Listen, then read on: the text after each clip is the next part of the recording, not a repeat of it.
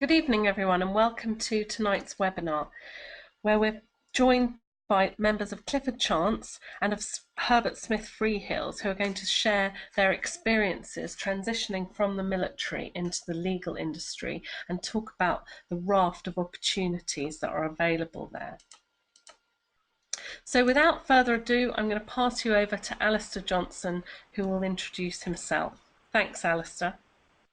Thanks very much, Lisa, and good evening, everyone who's online.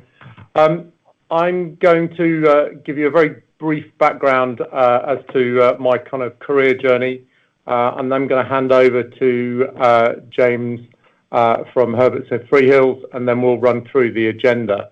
But we've got a couple of other people that will join us throughout who have a military background as well. I guess really the key thing here is just to give you a bit more of an insight into potential roles within the legal sector, and really to try and bust some of the myths that you have to be a lawyer to actually work here. And all the people you're hearing tonight, bar one, are not lawyers. So hopefully that will go some way to prove the point. So my role at Clifford Chance is I'm the Regional Chief Operating Officer for the UK. I'm effectively responsible for all of the non-legal services in the firm, and that covers pretty much most areas, so facilities, operational support, everything from toilets to couriers to slightly more exciting things like legal support for teams, technology, business development, HR and finance. My role is, as you can probably imagine, somewhat varied. I don't think there are any 2 days which are ever the same. And certainly in the last year or so, I've had some interesting actions. We integrated a new business up in Newcastle earlier in the year, and that's been, very much the sort of the nature of the role.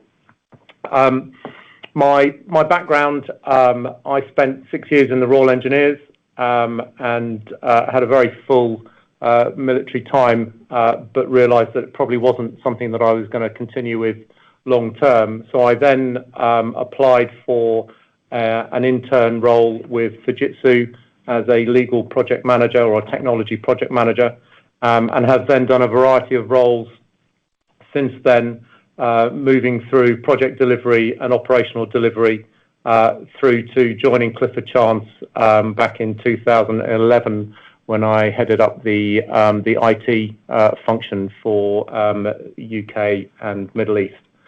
I think the key underlying point of my career to date, and particularly the bit with Clifford Chance, is that I have absolutely no law firm experience prior to joining Clifford Chance, and it hasn't really stopped my roles progressing. The firm aren't looking for people with a legal background in the roles that we do. They are looking for people who can get stuff done, and all of you on the phone are probably amply skilled with those kind of background and capabilities. But I'm going to hand over to James now, and he's going to probably give you a slightly more succinct view of him, as I can waffle. Thanks, Alistair, and I'll try and resist the urge of waffle.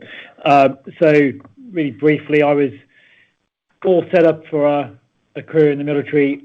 All I ever wanted to do from age of 2, I'm reliably informed by my parents, sponsored to Sandhurst by Fusiliers, and then smashed on my knee. And so rather ingloriously fell out of the military and fell into Civvy Street with having had no thought process about what the hell I was going to do. Fell into recruitment, like everybody seems to do, and then sort of fell in love with that, fell out of love with that, got into consulting, and then ended up in a law firm, having had virtually no exposure to the law apart from speeding tickets and buying and selling a couple of houses. I now run the UK and European recruitment function at Herbert Smith Freehills. Probably, depending on how you cut it, fourth or fifth biggest firm on the planet, annoyingly second in that to Clifford Chance. And I will be your co-host for the evening along with Alistair. So moving on to the agenda, going to give you a canter through the UK legal market, what that means, why you should care, overview of roles in the law firm, not lawyers, and more importantly, roles in a law firm that you guys and girls could and should maybe be applying for.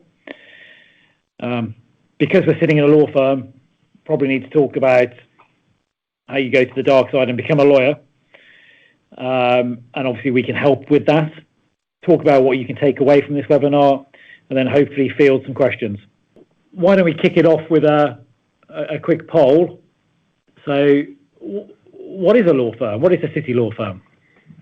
So you can see the results there, guys. What do you make of that? Well, the first one is probably wishful thinking.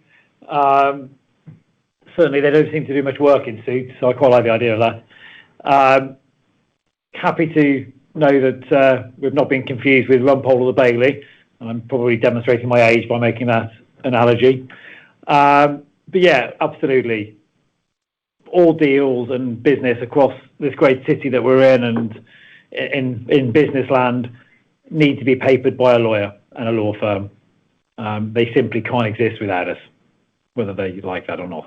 And we can just give you an example of that as well. So I'm sure no one particularly wants to hear the word Brexit in a talk about law firms, but you'll be undoubtedly not at all surprised to know that pretty much everything that is being dealt with in Brexit has lawyers at some stage in that process, including all of the statutory instruments that form the basis of our legal precedents. And law firms like Clifford Chance and Herbert Smith Freehills are now supporting the government in rewriting most of those, which is no small task, bearing in mind we don't actually know what the government are likely to do. So, neither do they. Or nor do they, that's true. But those are the sorts of things, as an example, that lawyers get heavily involved in.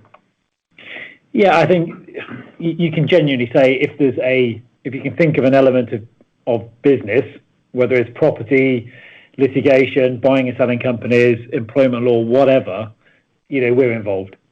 And we've worked out how to turn a profit on most of them. What is the UK legal sector? How big is it? And honestly, more importantly, why should you care?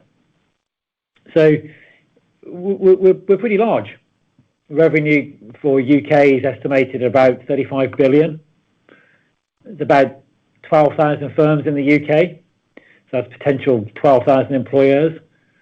I think there's some crazy stats along the lines that 30% of the firms generate 70% of the turnover.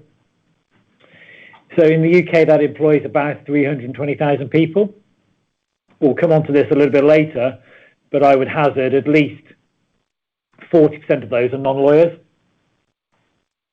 As you can see, we've got an awful load of solicitors qualified in the UK. Feel free to insert your favourite lawyer joke at that point. And in London alone, we think there's around 41,000 people in and around the legal sector. Now, the next point is interesting to non-lawyers especially, is whilst many people would think we're quite stuffy as an industry, actually the use of technology and innovation is massive across the legal sector. AI, process management, and tech is literally top of nearly every managing partner's list of things to be worried about and things to be bothered about. It's also a relatively stable, I'm touching wood feverishly now, relatively stable sector. It's achieved between 5 and 8% growth year on year for the last 5 years, and that's forecast to roll out till 2022, the B word notwithstanding. Just a few stats about Clifford Chance. As James pointed out, we are one of the larger of those law firms. Last year, our revenues were £1.62 billion. and we currently have lawyers and business service people across 33 offices in 22 different countries. English law is our mainstay, but because we are an international law firm, we also practice US and European and Asian law in those relevant offices. We have, in London alone, we have almost 1,000 lawyers and about 750, I think it is at last count, business service staff to support them. And the firm globally is just over 6,000 strong. Herbert Smith Freehills, created by a merger of one of the biggest UK firms with the biggest preeminent Australian firm. We've got 27 offices across 20 countries. Not that it's a competition. Circa 5,000 headcount globally. Again, we turned over just under £1 billion last year. We are both what the industry, I guess, would call full service. That means we strive to do pretty much everything for most types of legal services buyers, pretty much everywhere.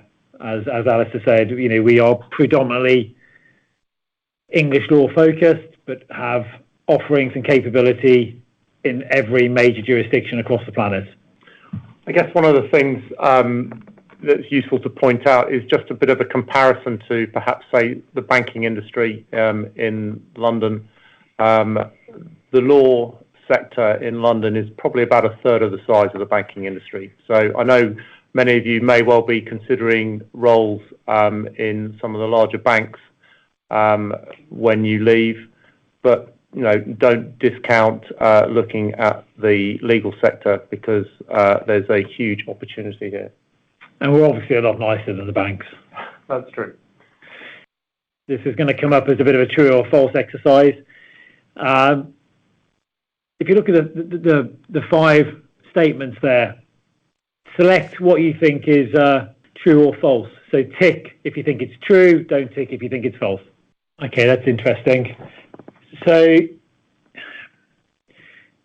the first one is the biggest myth that we're going to try and bust this evening, is that you have to be a lawyer or a solicitor. And just for the record, we don't see there being any difference between the two titles. You'll hear them also called associates and assistants, just to make things even more confused. You don't have to be. Over 40% of most major law firms now are made up of what we call business services professionals. That is a catch-all title, which means pretty much everybody who's not a lawyer. Business development. I'll give you a few examples of what sort of roles they can fill. There are very few non-legal roles, obviously we've just mentioned. Firms are conservative and do embrace new tech, and there is a bit of truth in that. We are often accused of being behind the banks and the big four in terms of our adoption of innovation and change. When you've got an industry based on precedent, it doesn't move forward that quickly. I would say that that's changing quite rapidly, and one of our guests, David, is probably at the epicenter of that change. Banks have had to adapt very rapidly to the increase in cyber and sort of security threats, and they've spent billions of pounds in shoring up their defences for us all.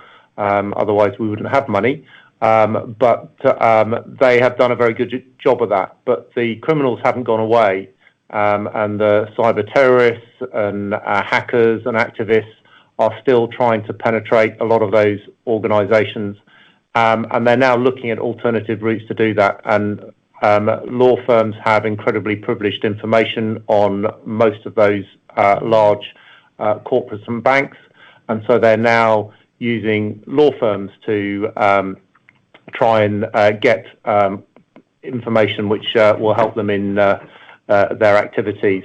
And so law firms are having to take a much bolder step in that area in particular, and David is leading that for Herbert Smith Freehills. Yeah, as I said, to add to that, law firms are custodians of huge amounts of data, and a pretty scary stat that's floating around there is that we create more data year on year than all the data that's ever been created previously. So as you can imagine, we've got to run to keep up. Lawyers increasingly work in multidisciplinary teams. What do I mean by that? Legal project managers, legal tech and IT professionals, HR professionals, to name but a few. Clients don't just want rarefied legal advice on what they can and can't do. Increasingly, they want to know how they can do it differently, but within the law. And the actual art of delivering that legal advice is becoming much more technical, much more structured, and clients are demanding that advice happens faster and at a cheaper price. And the only way to deliver that is by being more organised, more structured, and looking at efficiencies in your process. Funnily enough, lawyers aren't always brilliant at that type of activity. And that's where people like yourself come in, who have huge amounts of organisational capability and the ability to finesse processes and improve the sort of status quo. And we're seeing a lot more activity in those areas as well across law firms. Absolutely, and I think the last bullet is pretty much a continuation of the previous. Everything now isn't just about the lawyer. Everything now is delivering a seamless client solution that is cost effective as well as correct, and most importantly, is profitable. And hopefully that's a couple of myths well and truly busted. These are roles that you, every one of you, could apply for or earn eventually. So if you just keep pushing them in, Lisa, and I'll talk over them. All of these roles that you're seeing at the moment are active roles that are currently in our two firms, and all of them have ex-military people doing those roles.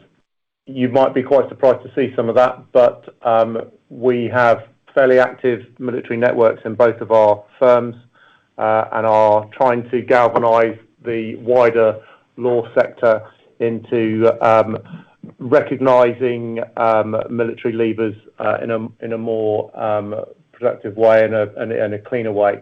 But all of these roles are active. So HRD, for those of you that don't know, is a human resources director. BD is a business development manager. CIO, Chief Information Officer. COO, Chief Operations Officer. BD director, same as BD manager, I guess. I think more or less those roles should be self-explanatory to all of you. I think the key thing for me is that there are roles at a number of different levels. So if you are you're leaving at maybe a captain or major level, there are plenty there. There are also roles for people who are slightly more seasoned, or maybe even have left and are looking for maybe their second role outside of the military. Okay, so this is a breakdown of our headcount numbers in Clifford Chance in London. So almost 40% of our headcount are business services, i.e. non-lawyers. These are people that do not have law degrees. They may have many other qualifications, as you do, but they are not lawyers. And 61% of our headcount are fee earners, and we'll hear a bit more about that in a moment. Our business service roles are split into a number of departments in our firm.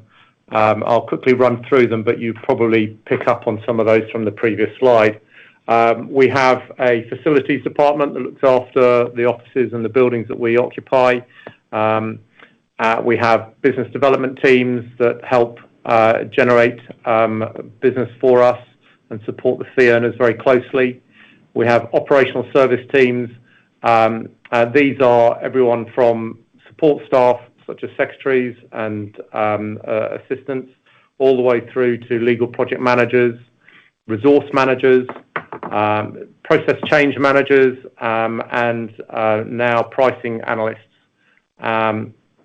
All of that area is in a massive growth of roles within the legal sector. So just looking back at your own individual capabilities, it wouldn't surprise me at all to know that many of you could probably do those roles quite easily, and probably already have done elements of those roles. The legal project manager role is really interesting. You don't need to have legal. It just happens to be a project manager within the legal side of the firm. So you're helping manage the lawyer's time and activities with clients. HR, Human Resources Department, document production. We produce a huge amount of paper and have in our building, we probably have the largest print operation in Canary Wharf, and we produce millions and millions of documents every year. So there's a fairly sophisticated technology element that sits with the modern printing environment, of which we need technical people to help manage and run it. Risk and compliance, we've talked about some of the physical and cyber risks, but there are also a whole load of other risks that are involved, and so our risk and compliance teams are growing.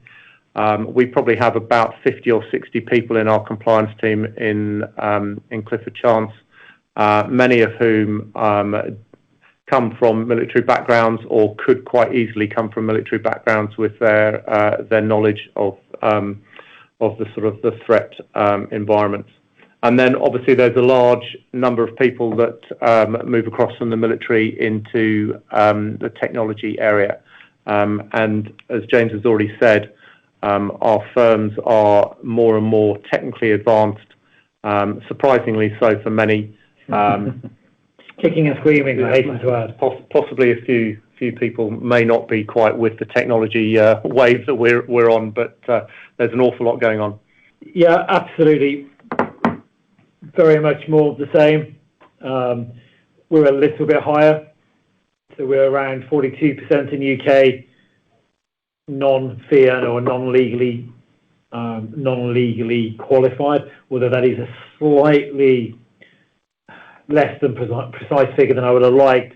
We have many types of hybrid. Used to be a fee earner, but now appears a professional support lawyer or other type of associated legally qualified individual, which maybe has a foot in both camps. So the reason why I tell that story is we're probably closer to 47, 48% non-fee earning lawyer now. Again, what does that mean? Exactly what Alice has just detailed. Lots of roles, lots of vacancies, of which we would like to get as diverse a population involved in the firm as possible. Why? Well, law firms, I think, I'm not offending anybody too much by saying are and have been guilty of very much groupthink for a long time. They hire a lot of people from other law firms, traditionally. What does that mean? Well, that means we don't always get a through flow of new ideas, and people who are robust and intelligent and resilient enough to challenge existing either actual process or thought process. Something that we think military leavers can amply provide. I think that's right, James. And I think just a touch of background on this. Law firms, when they were created many, many centuries ago, were individual lawyers dealing with individual issues for their own clients. And they've progressed over the years and consolidated. And typically they have been law firms run by lawyers. But the sector is changing and evolving so quickly that the lawyers don't have some of those business skills that are required to run modern businesses. And they are now looking outside of the legal sector and outside of the lawyer market to bring those skills in. And one of the things I think hopefully you'll be getting a bit of a gist of on this call is that we think the military environment brings in a whole load of skills that are exactly what law firms are looking for. Your resilience, your ability to deliver and perform under pressure, your high quality training and personal development, be that sort of formed or informed by your ability and working within teams, and a whole list of transferable skills, such as problem solving, working as a team, leading, communicating. All of those things are things that law firms need, and it's quite important to get that across. These aren't necessarily always skills that come out on job requests and job boards. They're almost the hidden skills that are more valuable to firms, and part of the job that James and I have are to try and inform hiring managers internally in our businesses that these are the skills that they really need as well. We're having some success there. What I've done is I've taken word for word from one of our job descriptions, which we had on a legal project manager role recently. Some of the typical skills and things and attributes that we require when we are looking to hire someone. And apologies for the huge amount of words, but I thought it would be best to take it word for word so you could see some of the capabilities that we're looking for. As a legal project manager, you need to have that analytical thought and ability to problem solve. Things aren't always given to you on a plate, and you need to be able to use the information in front of you and make decisions and solve problems. And that's particularly relevant in the legal project manager environment. Communicating and influencing. This isn't about standing on a parade square and shouting. This is very much more your ability to persuade and also change your communication approach depending on who you're talking to and the situation that they're in. The legal sector is actually quite a high-pressured environment, and sometimes telling someone that they need to do something because that's what's needing to be done is not the right way to go about things. And having come from the military, you're probably quite adept at being able to subtly change how you communicate to people to get the job done. And that's a skill that not everybody has in our organisation. We talked about commitment and self-motivation. If you're coming from the military and you're looking for your second career, I suspect you've got both of those in spades. And that's exactly what our sort of firms are looking for. Also leading and developing others. It's not necessarily an overt requirement, but we do work in teams, as James has said, and those teams are changing. They are very much more mixed skills across the legal and non-legal roles, and having someone who is able to work with a whole variety of skills in demanding time pressures and with slightly stressed or not necessarily appreciative people is actually quite a skill in its own right. So being able to lead and develop others is important. Organising and managing goes without saying. If you can't do that, you probably haven't done very well in your military career already. So that is something that we expect and we see in spades when people come from the military. And also building working relationships.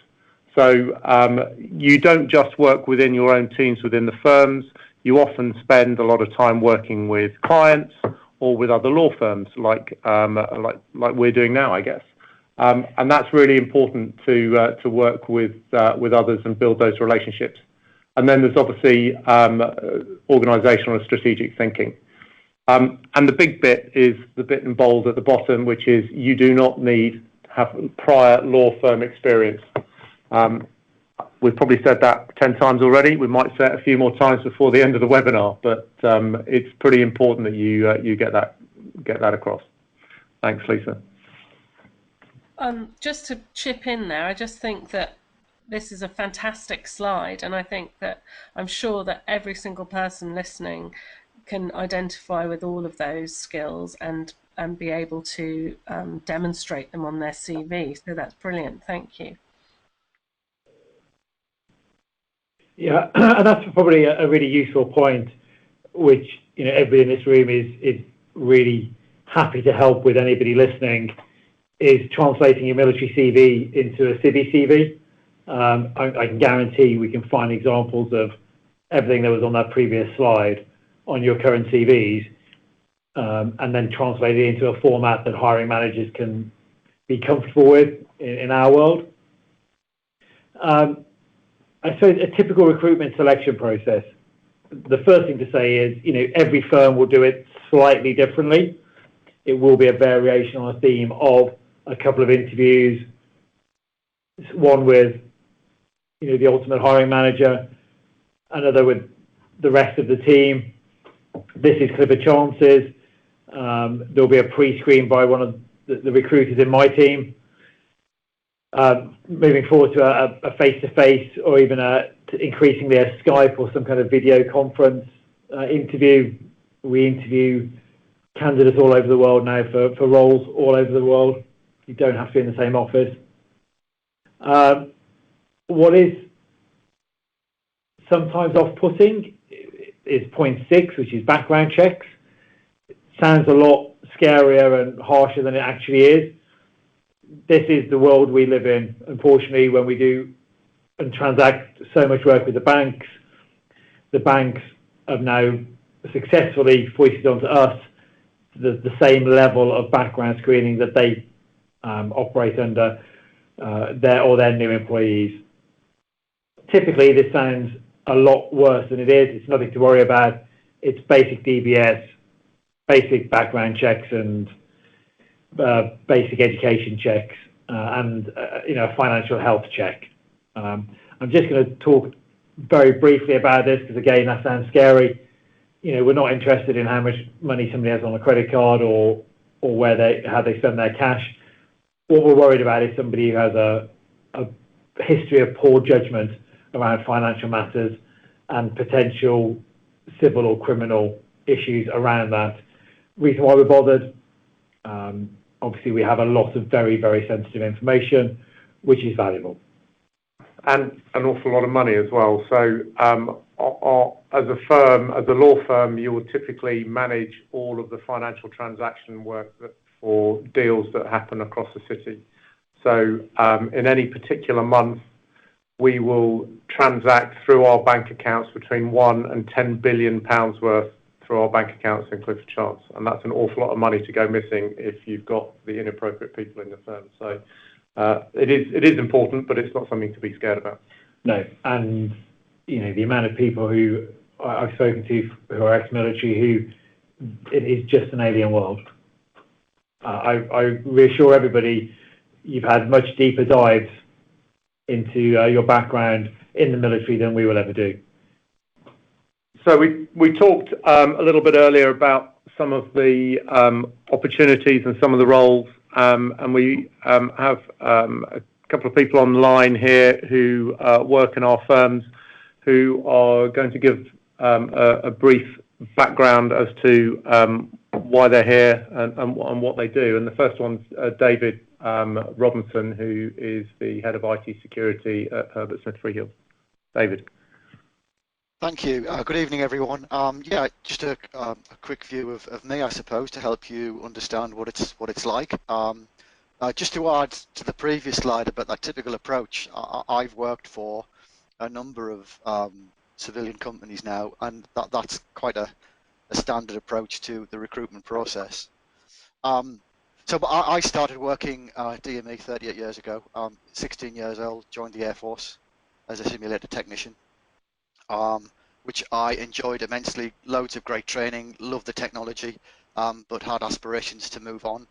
And in 1988 was commissioned after attending initial officer training, IoT. It means so much of a different thing now, IoT. Commissioned in 1988 and began a range of engineering training, which included a spell at the Royal Naval Engineering College at Manadon, where I trained on naval weapons systems of all things. But it was about understanding the engineering to build my my educational skills up. which was built upon over the years through various professional training at Cranwell and other places too. My range of jobs in the Air Force included, simulation at the outset there, but also managing big radars, underground data processing systems at a fighter control station,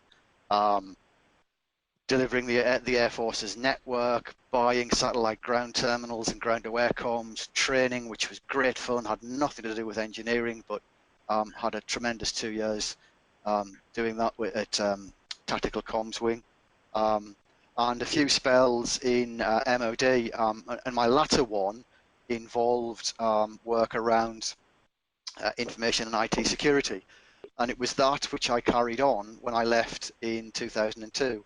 I did a couple of exams and started work with Cable and Wireless as the internal IT security director. I spent 3 years there looking after predominantly the UK, some European work, and I had a great introduction to the civilian world.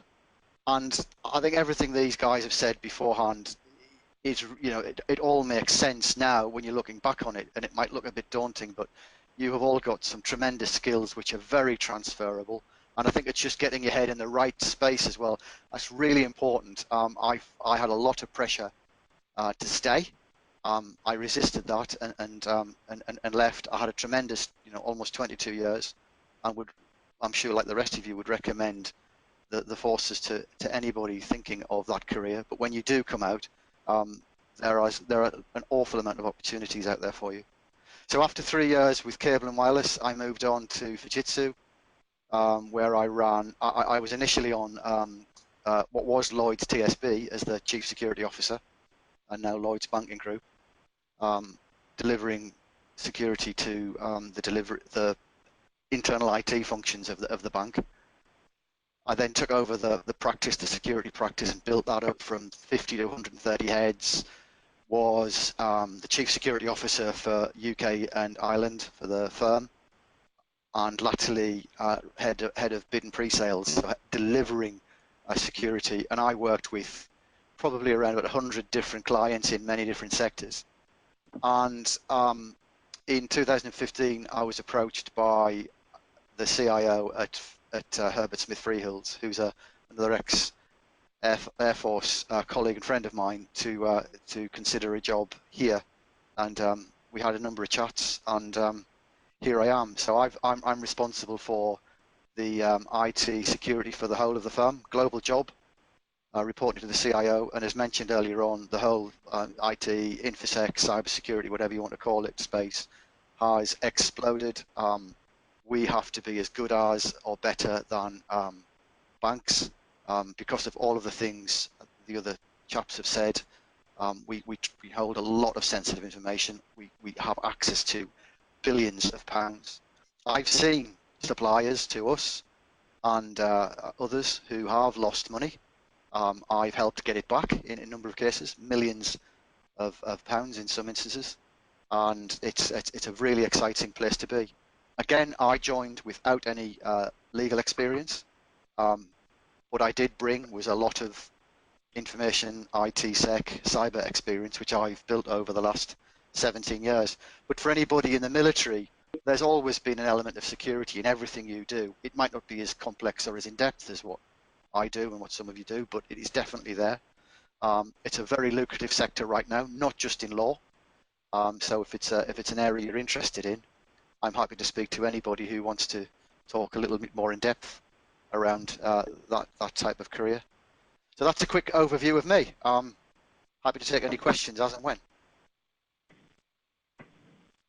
Brilliant, thanks, David. We also have Matt Walsh with us, who is at Clifford Chance, and Matt's going to give you a bit of a background to his move into the legal sector. Yeah, sure. Thanks, Alistair. So I served in the Royal Green Jackets between sort of 2002 to 2005, leaving as a junior NCO. I then continued to serve in the Army Reserve, reaching the rank of WO2. From the Army, I moved into IT. I worked for a number of government organisations, most recently at the Houses of Parliament. I've worked in both operational IT and project management roles. And I've always found the skills that I learned in the Army to be really helpful. In particular, planning, leadership, problem solving, and the determination to see a task through to completion. And obviously, that sense of humour as well. So I joined Clifford Chance 2.5 years ago as a project manager. I'm now responsible for a £4 million budget of infrastructure projects in our London office, as well as the 33 offices across the globe, projects ranging from end-user deployments to server and firewall upgrades to office integrations. Now, before I applied to join Clifford Chance, people, in particular recruiters, said to me that I'd need at least 5 years' experience of law firms to get in. But as we've said before, I found that to be a complete myth. In my experience, the firm values hard work and delivery a lot higher. Okay, I'm going to fairly canter through the next couple of slides. We mentioned that we'd talk a little bit about how you can transition from a military grad to a lawyer or a solicitor. Traditionally, it's the linear A-levels law degree or non-law degree through varying qualifying stages into a training contract, which lasts traditionally 2 years. Now, I put a health warning on this, that this is all changing. I don't plan to go into how it's all changing into something called the Solicitor's Qualification Exam, which nobody actually understands at the moment, so we won't waste too much time talking about it. The point I want you to take away from these 2 slides is it is an option. You don't have to have a law degree, and actually in some cases we can help you by providing financial sponsorship to requalify. However, the other point to make is it is not necessarily a quick process.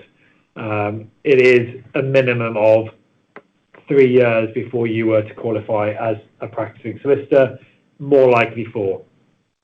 That's not to say we don't want to encourage people to do that. We absolutely do. As Alistair has mentioned previously, and Matt and David have just also touched upon, the skill set that we think you guys and girls can bring with you, and almost as important, the personality traits, sense of humour and resilience are absolutely fundamental to continuing the success of these firms.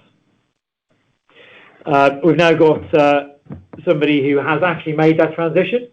So we're going to pass you over to Quincy. Thank you. As a background, I joined the Royal Marines after completing my A-levels, not knowing exactly what I wanted to do, torn between law and medicine. So as you do, I went off to the Royal Marines for some inspiration. You can rest assured I got none. Got basted quite a lot and sort of lived the dream for 9 years. As you would expect, I traveled, completed multiple deployments, but after getting absolute threats of being shot at and a few situations too close for comfort, I decided to leave, which was at my 6-year point. That's important because it meant I had 3 years to prepare for resettlement and to give some thought to what exactly I wanted to do and how I was going to get there. I revisited the idea of medicine and law, IT, PM, various subjects, but in the end I decided law was for me for many reasons. My transitioning began to happen while I was still serving, mentally and educationally. And that's something that we need to realize, that there are a lot of resource in the military that we can use and to help build ourselves educationally and mentally. Many people wait for the 7 clicks to freedom, but that might not be enough time, especially if you intend to study and you want to hit the ground running into total new field. So my transitioning then, after I decided I wanted to become a lawyer, I applied to universities that allowed me to study my LLB at an accelerated pace. I did that at BPP University. I completed my law degree in 2 years, part-time in night school. My transitioning period wasn't one that was rushed due to the time allowance I gave myself. During transition, I began the process of understanding the city, the structure, and how it operates. What does it mean to be commercially aware? And how do I show that in conversation? As you would, I reached out to former Royal Marines who were in the city and asked for advice. I'll get some insight. People are always willing to help. And that was definitely the case for me, either pointing me in the right direction or introducing me to important contacts, and which was absolutely valuable. Needless to say, I completed my law degree, applied to a few law firms, and now I'm an associate at Clifford Chance. During the whole application process, one thing that became clear was a CV that was refined at CTP was only a starting point. Thanks to the advice I received, I learned how to refine my CV to every firm I applied to and every job I applied for. The mistake some people would do is have one CV and chuck it out to every department, every firm, every vacancy without refining it. I think it's very important to understand the firm you're applying to, the culture, and how you're going to fit in. Finally, life as a lawyer. My experience from the military has contributed hugely in helping me settle in the firm. However, it's not without difficulties. The language barriers, the jargons, getting used to all of that is quite different. The absence of the dark humor, which I often found comforting in the military, is almost non-existent. Stuck at your desk for 12 straight hours. Bear in mind, you might be on the moors getting absolutely smashed, or you'd be skiing or diving in some exotic place, but rather you're at your desk. So there are difficulties, there are challenges, and more so for lawyers. The business services do get hard time as well. However, lawyers are really put through the paces. That's what they all say, Quincy. The skills I use daily are most of the skills I obtained and indeed perfected while in the military. For example, working with different jurisdictions and making most of time zone differences. Working on multiple complex matters, all different and challenging in their own respect. Working with different ethnic backgrounds and having the ability and appreciating the religious beliefs and being sensitive to that. Adaptability, working in different scenarios, and the ability of getting things done despite the onerous nature of the task. These are abilities and skills we all have in abundance. It's almost innate to being part of the armed forces. I enjoy what I do, but I think a huge contributing element to that is planning well in advance. You know the old adage, time spent on recce is never time wasted. So I would say do your research, spend time understanding the firm that you want to apply to, work on your CV. I've seen a lot of people crash and tumble their way through resettlement. Don't be that person. I think prepare, plan, reach out to the contacts that you know who are in the city. We ex-forces are here to help, provide any insight and knowledge we have. Don't hesitate to ask, particularly when you're looking at the legal industry for a second option or a second career. Okay, so James and I were looking expectantly at each other. Sorry, I've just been JT to lead. Sorry. I was still digesting Quincy's fantastic message. So, what would we like you to take away from today? Hopefully you've stayed awake for us, and hopefully we've not waffled on too much. The first is the legal market is big. It's not as big as banking. It's not as big as the Big Four, but it is a substantial market, and it does offer a huge amount of variety to service leavers. It's not just for lawyers. We may have said that 4 or 5 times. I'm going to say it again. It is not just for lawyers. As we've hopefully pointed out, over 40% of all of our employees are not lawyers. I think Quincy's point is really well made earlier about ensuring you really do use the wider military network, and actually the wider military network that are already in the legal sector. We're all on LinkedIn. We all are happy to be contacted. I say that now. Hold back if anyone isn't. No, they're all nodding very, very strongly. And we also have a huge amount of contacts as well. So feel free to connect with us. and explore some of the opportunities that we have. Now, if we're honest, the legal sector is perhaps not quite as joined up as some of the other organisations that you may have heard of, such as the Big Four or the banks or some of the large corporates. But we are getting there. And just to sort of illustrate that, we organised, both our firms organised a dinner for the legal secretary last week, last week, where we had CDS as our guest, and about 30 to 35 law firms came along. And we've agreed that what we want to do is to build a legal sector insight process, which we're going to do with the Officers Association to start with, and we'd like you to hopefully come along to those things. Now, we're not quite ready to announce when the insight evenings will be. They are likely to be in September, I suspect, so I'm afraid it's the other side of the summer, which may or may not suit all of you. But the intention is that we will advertise actively with the Officers Association, and it will probably be an evening event where you'll come and hear some of the law firms, and we'll have a whole variety of people there, where we can speak to you a bit more personally, get to understand you, and also you can get to understand some of the opportunities we have in our firms. We will then obviously continue down typical recruitment routes, as you've already heard this evening. I guess the big piece for us, though, is you don't have to wait till September.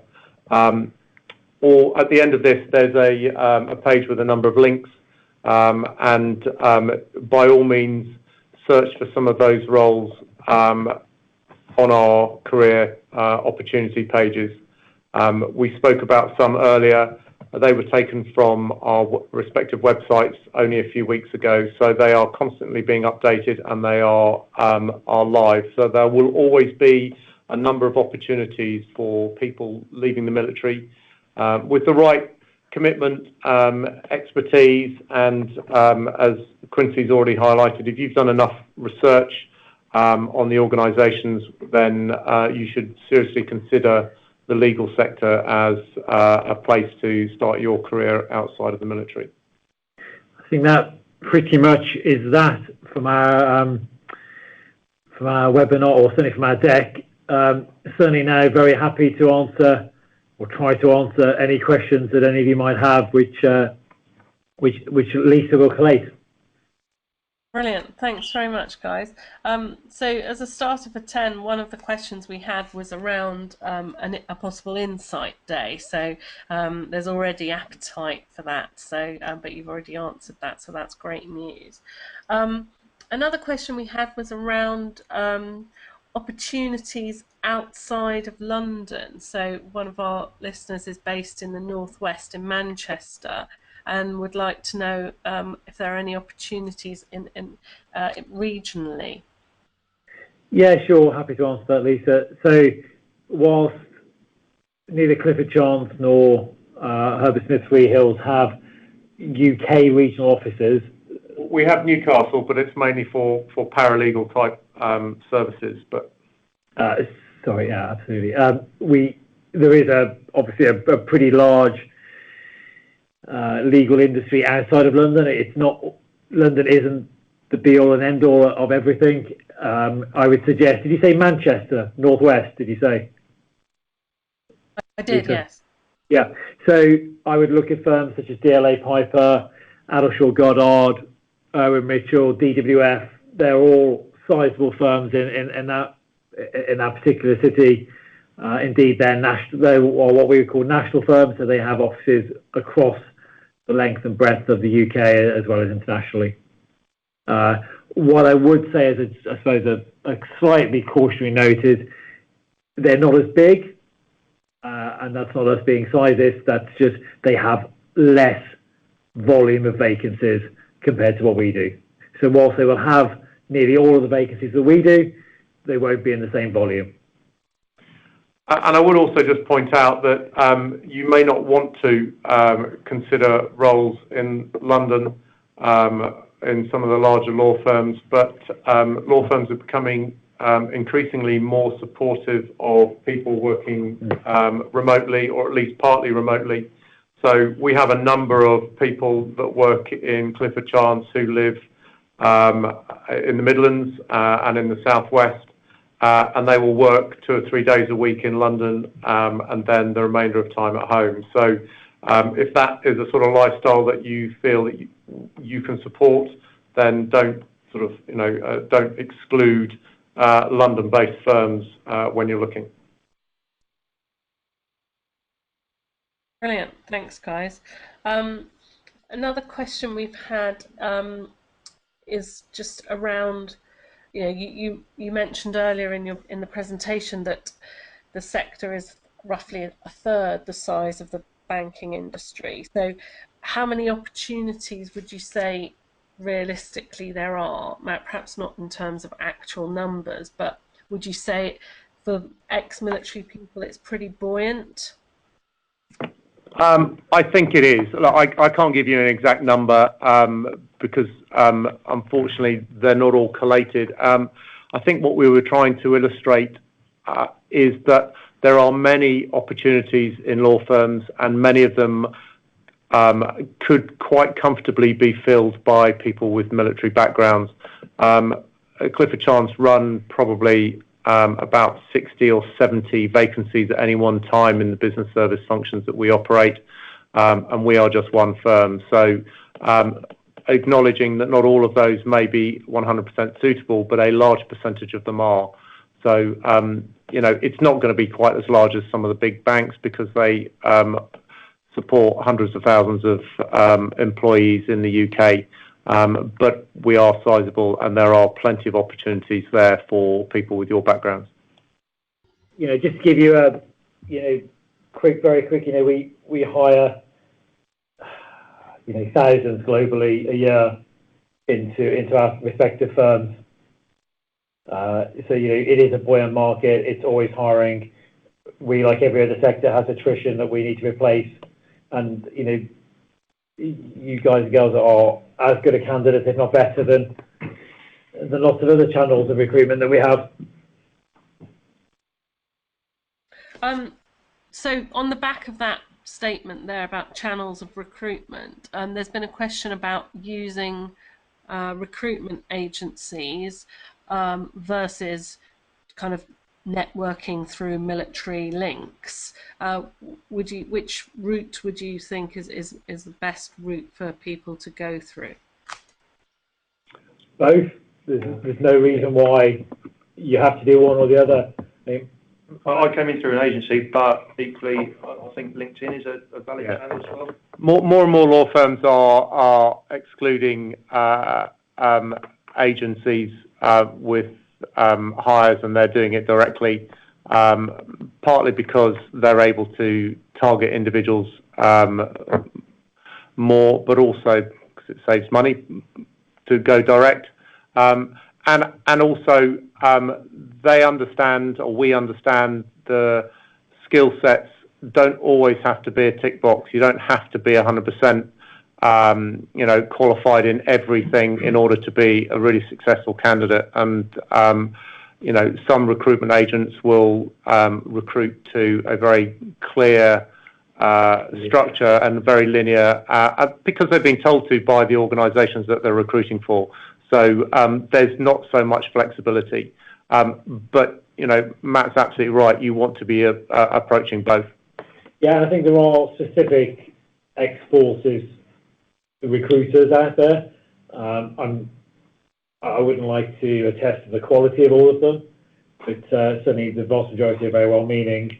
But as everybody has said, go for both. The recruiters will cover the market more quickly than you can do on your own, and they will also maybe have visibility of roles which you may or may not be able to find just on a Google search. And they're often better connected with individuals within organisations, so you should use that as a part of your network. But it comes back to Quincy's point earlier. If you're serious about getting a job outside of the military, you need to network and you need to do your research. recruitment agents and organisations are part of that necessary network that you need to really exploit. Actually, just as an add-on to that point, they're also big recruiters of ex-military individuals. So, lots of people I know have come out of the military and fallen into recruitment. This is something else to look at. A question for Quincy. Someone has asked about when you finished your training contract. How did you apply to a variety of firms, and how did you perhaps make your decision? So, a number of firms, there are requirements in terms of A levels. So, I think Clifford Chance is 2 A's, a B. I think those is allowed. So, first of all, it's down to your A levels, whether you meet that requirement. And I knew I wanted to go to Magic Circle firm, so I applied myself as such. In terms of applying, you need to know the culture of the firm. Slaughter and May is very, very different from Clifford Chance, and very different from Herbie's as well. So I think it's just knowing the firm, knowing who you are, first of all, which is very, very important. What's your personality like? Are you cutthroat? Are you really aggressive sort of person in terms of getting the work done? For example, Jones Day, you fight for yourself at the firm. You create your training contract. Nothing is given to you. You pitch yourself for work, and you're not allocated to seats. You do litigation, which is allocated to you, and thereafter you decide where you want to go. And you talk down your colleagues to get where you want to get. Basically, the Hunger Games. It is the Hunger Games. So you know who you are, know your personality, and look at the firm. Look at the firm's culture. Is it somewhere where you like to be? And you can only find out by talking to people, talking to recruiters, to the grad team, attend Insight Days, get a feel for the firm. And that's what I did. I went to Slaughter and May, I went to McFarlane's, I came to Clifford Chance. And all 3 different firms, very good in private equity, some of them, and others were different. But again, just understanding the culture of the firm and thinking whether you see yourself being there. And I got 2 offers, one from Slaughter and May, one from Clifford Chance, and I came to Clifford Chance because I realized this is better for me, and I haven't regretted it.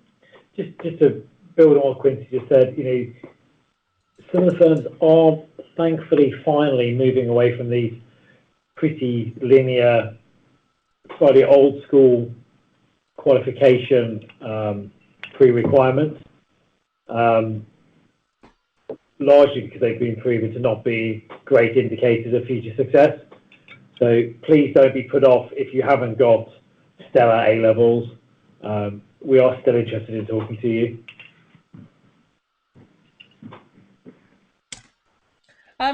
There's also been a question about degrees. The people that you hire, outside of the legal roles, do you require them to firstly have a degree, and secondly a certain standard of degree or a degree from certain universities? Are those preferable? So everything, as always, is role specific. Some will be degree entry because of the qualification that you will have to be able to perform that role. So obviously, in the current regime, it's very difficult to be a lawyer, or very unusual to be a lawyer without a degree. That is changing, as I touched upon earlier. Although sorry, these are for non-legal roles, was the question. So for non-legal roles, again, it is role specific. If you want to be an accountant within a law firm, chances are you will probably have a degree. Lots of other roles are non-degree specific. My role, you do not need a degree to do my role. We don't put it on job specs anymore. A lot of vocational training is given and available out there. Brilliant, thanks. In One person relation even to asked whether having a law degree, if you want to work in a non-legal role, a kind of a business services role, would having a law degree perhaps even be a disadvantage or an advantage? Do you have any thoughts on that? I wouldn't say it'd be a disadvantage at all. I would think it depends again on the role that you want to go for, but there are many roles within sort of the non-legal side where having a law degree would be advantageous, and I can think of a couple such as legal project managers, legal technology managers, people who understand the process of providing legal advice and then supporting them. If you understand that, you are at a distinct advantage. Brilliant, thanks. That said, don't let it put you off if you haven't got a law degree. Correct. Final question. You've mentioned quite a lot of project management roles this evening. Are there particular project management qualifications that you think it would be advantageous for people to gain? Obviously, people in transition are always thinking about top qualifications to get, how to make themselves more attractive. Do you have any thoughts on that? Certainly, I found that Prince 2 it seems to be a standard qualification to have, and I think you'll often find that on job adverts. Equally, these days, agile project management is again a course that's worth looking at. There's many flavours to agile, and I've seen various sort of types implemented in various organisations, but I'd head towards that way.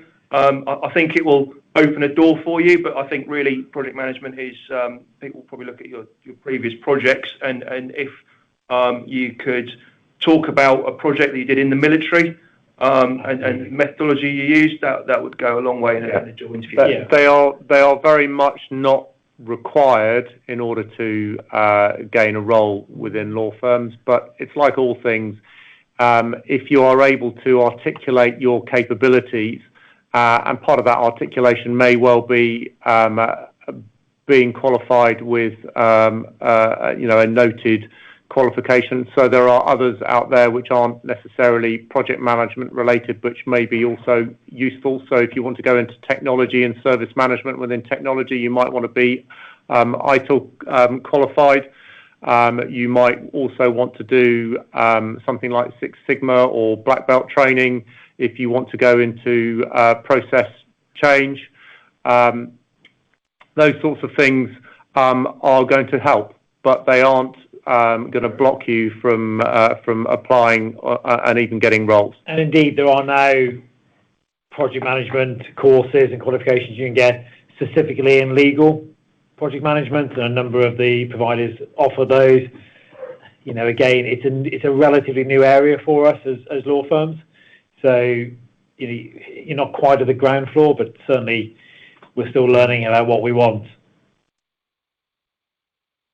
Brilliant. Well, thank you very much, all. I'm afraid that's all we've got time for this evening, but we've covered off on all the questions, so that's good news. I think it's been really informative and great, and we've had a lot of questions, so high engagement there. I think the two most important takeaways really are that 40% of employees in law firms are not lawyers, and secondly, the real strong message there about networking. Firstly, to improve your knowledge, but secondly, to hopefully get some good contacts. So thank you all so much for your time this evening. I think it's been really great, and we look forward to hearing some news about the Insight Day in September. Thank you, Lisa. Thank you very much for hosting. And thank you, everyone, for joining us this evening. Cheerio.